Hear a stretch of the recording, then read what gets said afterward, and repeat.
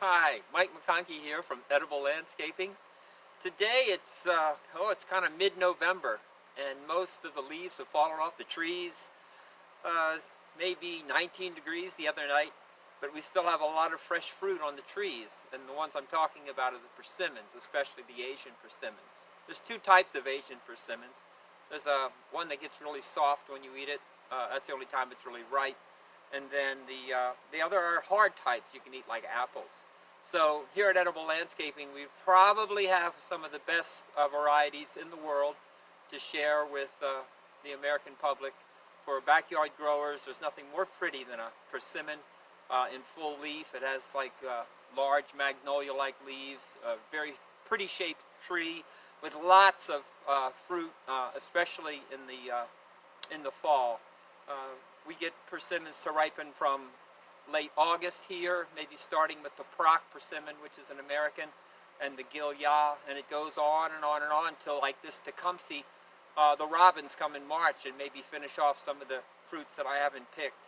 A lot of these fruits can withstand very cold temperatures and stay and hang on the tree until spring. So I guess you can see behind me the persimmons that are hanging right now. And this variety is called Tecumseh. It's a seedling of Great Wall. It was introduced by Dr. Shanks, and Dr. Shanks was an ornamentals professor at the University of Maryland, but he started me personally on persimmon varieties, which I knew little or nothing about until I met him. So a lot of this is because of Dr. Shanks that we have so many good varieties. And we've been testing them for over 40 years here at the nursery. Tecumseh is like I said, is a late fruit. I do have a ripe one here to show you.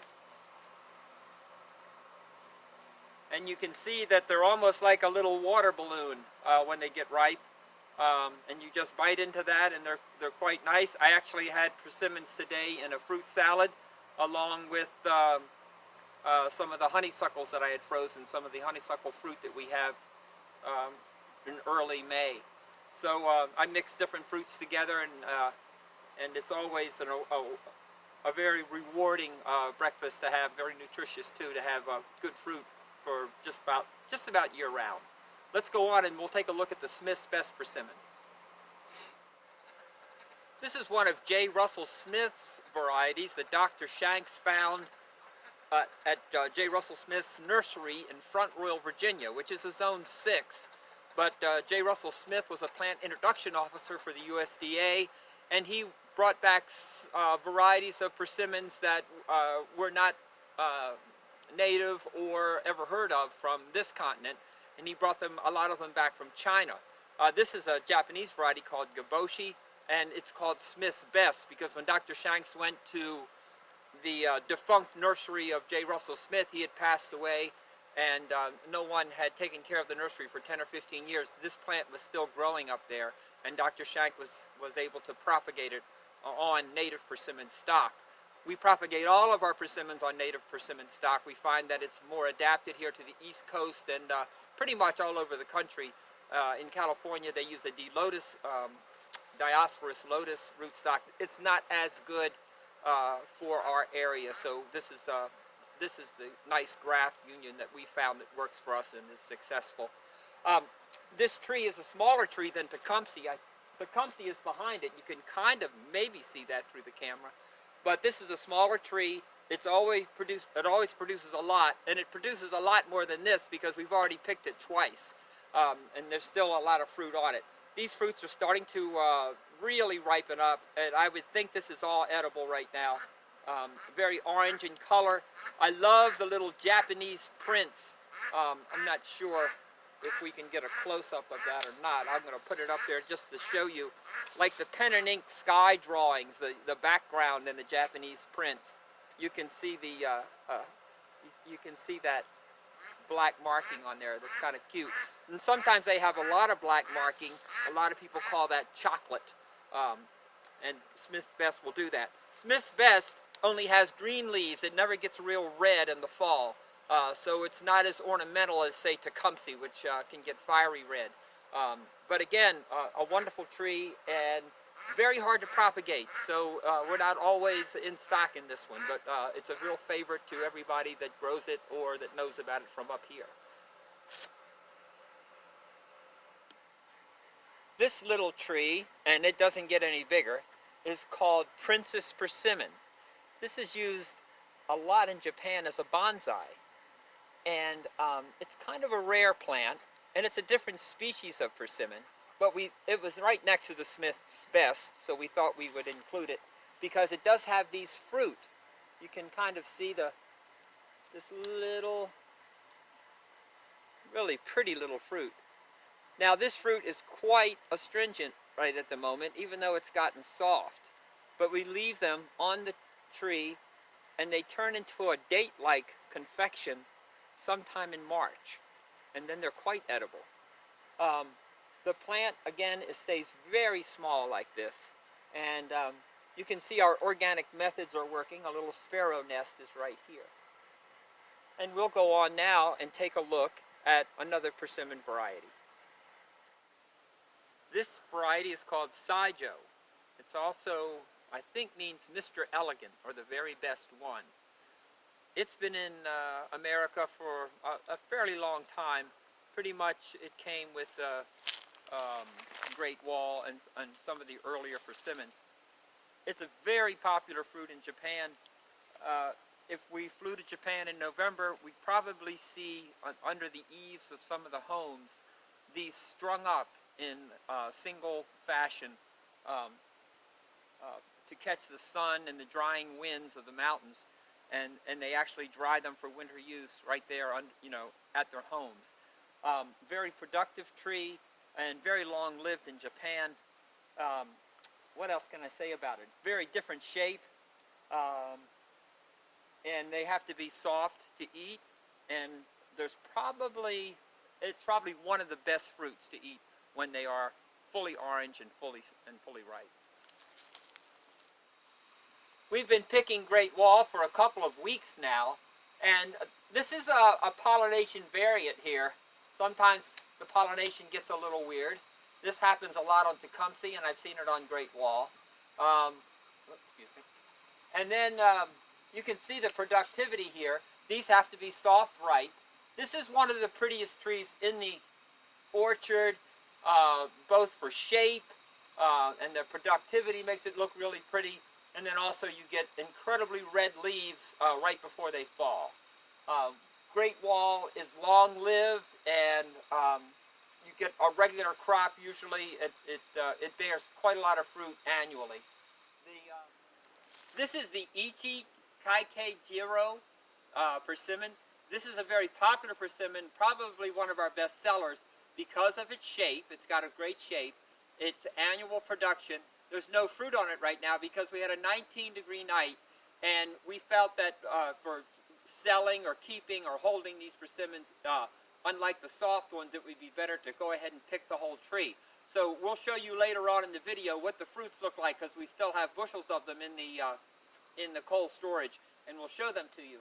But we really wanted to show you the shape of the tree because it is a small tree. It's a great tree for the front yard, and that's about it. This is another definite favorite of edible landscapers and our customers, and it's a newer fruit to me, the Rosseyanka.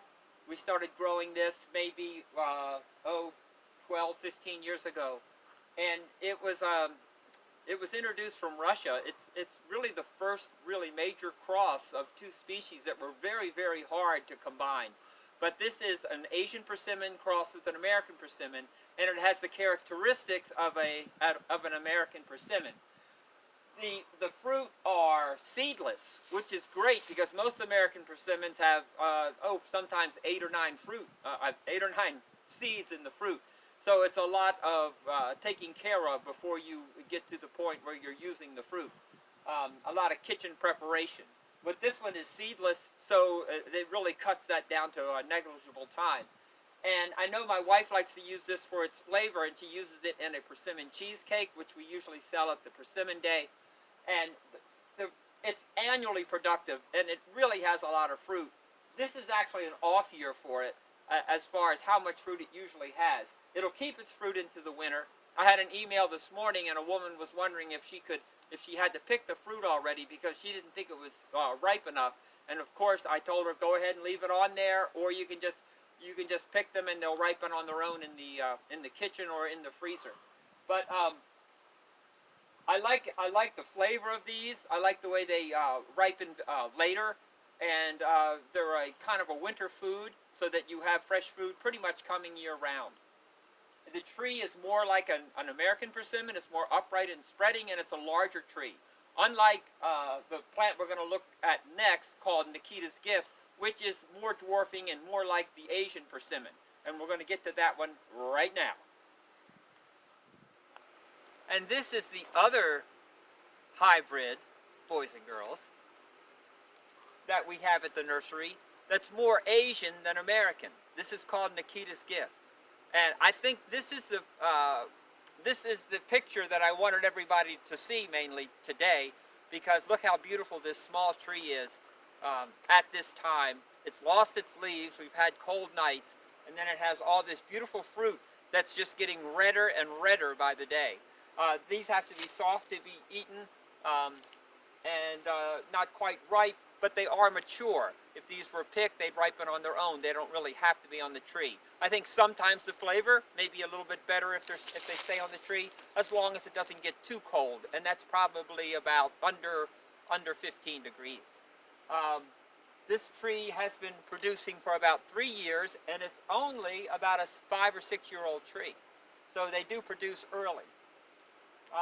The color of the leaves was nice. It had green and red at the same time before they fell from a late frost, or a killer frost.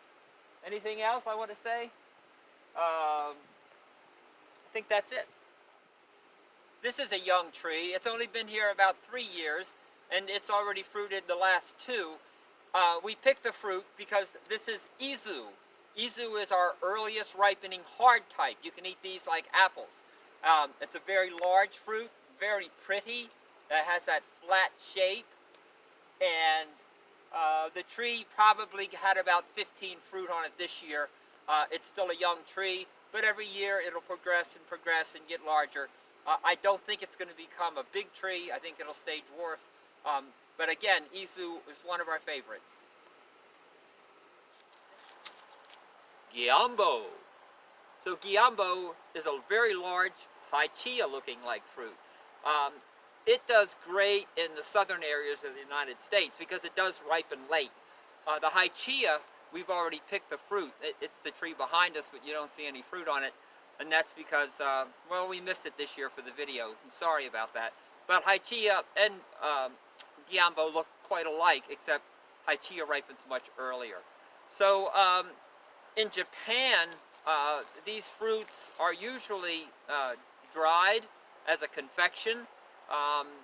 If you want to see a great video, the history of the persimmon is a YouTube video produced in Britain, and it gives you a lot of information about the persimmon industry per se in Japan, and a lot of information about how the different fruits are used. And they go to some farms, and it's a very interesting look and see. So this one is Giambo. Again, if you lived in Houston, Texas, this is a great plant or tree to grow because of its late ripening, and it's a mild flavored fruit, and it has to be soft to be eaten. All right? Come here. Come here. Come here. Oh my goodness. Say hi to everybody. Say hi. Say hi. So I'm standing at the Matsumotowase-Fuyu tree. The Matsumotowase-Fuyu is another popular hard type persimmon from Japan, and you can see that there's not a lot of fruit, but there was bushels. We've already picked this tree, and we left a few. You can see that I can shine these up. They have that little wax coating like an apple, so they shine up quite nicely. And they're good size, and they can be eaten soft. Any hard type can be eaten soft, and these are starting to soften up. And then again, they took 19 degrees one night, so that usually starts making them turn soft. and they're not like the apple kind you would see in the store. So that's about it on this one. The leaf color is beautiful. The tree has a wonderful shape. It's a little larger. The tree size is a bit larger than Ichi-ki-kei-jiro, and it ripens, I'd say, at least a week or two, maybe before Ichi-ki-kei-jiro. Okay. Gil Yah, Gilya, is from Korea. Steve Yoon from Marietta, Georgia, sent me some cyanwood of this plant that he got from Korea. And he didn't get takes, but we did, and we're happy we did, because it's a large, early ripening, soft type. In fact, I believe it's our earliest ripening soft type, with very large fruit, very handsome tree, and this is the second year, maybe the third year, that it's actually fruited, and it's only about 4 years old. You have to pick persimmons with some kind of scissor, or I'm using a pruning shear. But this one's almost ripe. You can see the discoloration. Once it gets all this color, this will be perfectly ripe and ready to eat. And what a beautiful fruit. Very happy to be offering this new addition to edible landscaping. This small tree is quite hardy, and we have people up in the Philadelphia area enjoying this small tree. What a great small plant for a front yard. This is called Shang, and Shang is from China. It originally probably came from J. Russell Smith's collection. And there was a nurseryman, now that I'm thinking about it, John Hershey in Hershey, Pennsylvania. I believe he sold Shang back in the 30s and 40s, maybe 50s. Can't remember. But the difference on this one is it's very lobed. Can everybody see? Oh, let me get this one. Can everybody see how lobed that is? It's like, and this will section. When it's ripe, you can pretty much just take it and I'll show you. It'll just break right in half. You can see that it's seedless, and then you can break it again for whatever reason. Very tasty fruit. Thank you for watching Edible Landscaping's edition. This year we're going to add to this because there's some persimmons that we did not include. Next year, hopefully we'll have them to show you, and we'll edit this video. Thank you very much, and enjoy.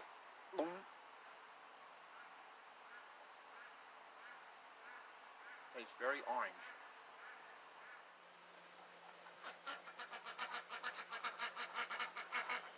I promised you that we'd show you the Ichi-ki-kei-jiro, and here it is, and this is my impersonation of Dean Martin singing Ichi-ki-kei-jiro. Ichi-ki-kei-jiro.